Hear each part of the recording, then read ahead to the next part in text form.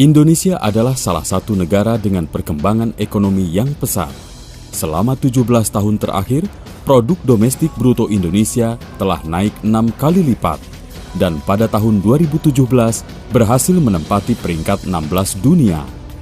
Saat ini, dunia telah memasuki era revolusi industri yang keempat atau Industry 4.0 yang ditandai dengan penggunaan teknologi digital serta mesin-mesin otomatis yang saling terkoneksi melalui jaringan internet.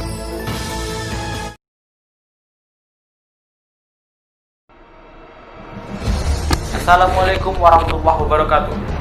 Perkenalkan, nama saya Muhammad Khairuddin. Saya adalah mahasiswa Universitas Nasional jurusan Ilmu Komunikasi 2019. Di sini saya akan membicarakan tentang revolusi industri yang keempat.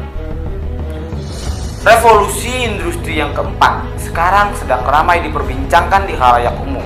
Sebenarnya apa itu revolusi teknologi industri yang nomor 4? Revolusi teknologi industri yang nomor 4 adalah perpaduan antara kecerdasan buatan, kendaraan otonom, dan internet saling bergantungan untuk menunjang kehidupan manusia.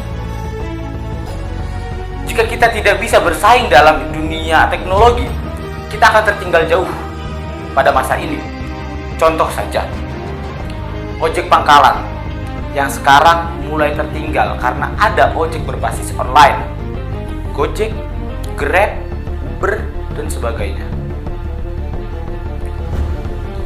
Lalu, pedagang-pedagang toko yang sekarang mulai mengambil alih menjual produknya di dalam toko online, Shopee, Lazada, Bukalapak, dan sebagainya. Lalu, kadang-kadang kita sering berpikir, apakah kehidupan manusia akan digantikan sepenuhnya dengan mesin? Apakah kehidupan manusia sepenuhnya akan digantikan oleh internet? Jawabannya, tidak. Walaupun sekarang sudah berbasis online, apa saja online, mungkin belajar pun saya seperti ini berbicara melalui online. Tapi tidak semuanya bisa digantikan dengan online. Contohnya, memang Gojek itu memberikan satu kenyamanan, memberikan satu fasilitas di aplikasi. Ada Gojek online, ada mobil online, ada mungkin asisten rumah tangga online. Tapi tetap saja pekerjaannya tetap manusia. Contoh lagi, Shopee.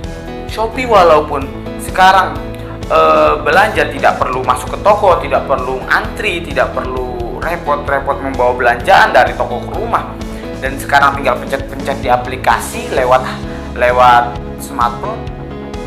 Jadi semakin mudah.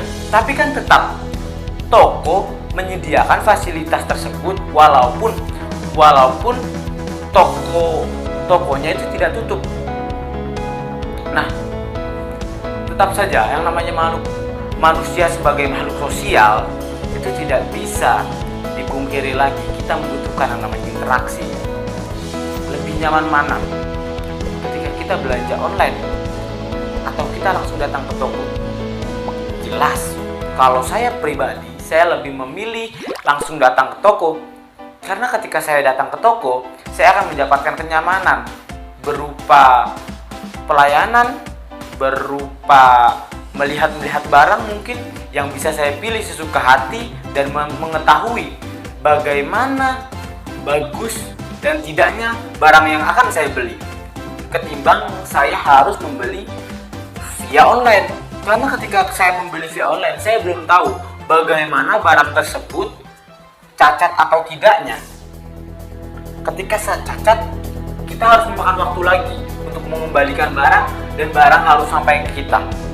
Lebih mudah ketika kita harus, nggak apa-apa lah kita antri nggak nyampe 1 jam, mungkin 10-20 menit untuk barang yang siap langsung pakai, daripada harus menunggu 1 minggu atau 2 minggu untuk barang yang kita beli lewat toko online. Jadi teknologi revolusi industri tersebut tidak mempengaruhi bagaimana sistem kerja kita di era internet zaman sekarang. Mungkin generasi milenial seperti kita ini sekarang sudah bergabung kepada internet seluruhnya. Bahkan belajar pun sekarang memerlukan yang namanya internet. Kelas online, tugas pun di online kan, bahkan kuliah online. Nah, cara biar kita dapat bersaing dengan para pendahulu kita itu seperti apa? Ya, kita harus terjun juga dalam dunia internet tersebut. Tapi yang membedakan adalah ide apa yang akan kita buat di kemudian hari.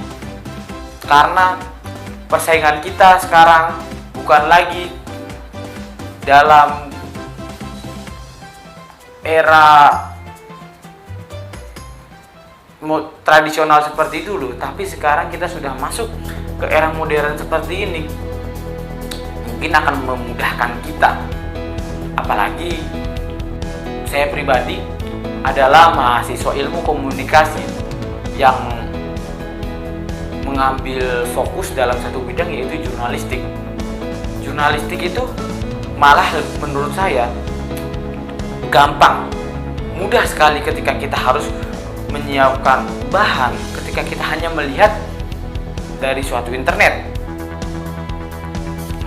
Dan ketika kita harus menulis, kita tidak perlu repot-repot harus mencetak atau menerbitkan buku, datang ke Gramedia atau ke penerbit agar tulisan kita bisa diterbitkan.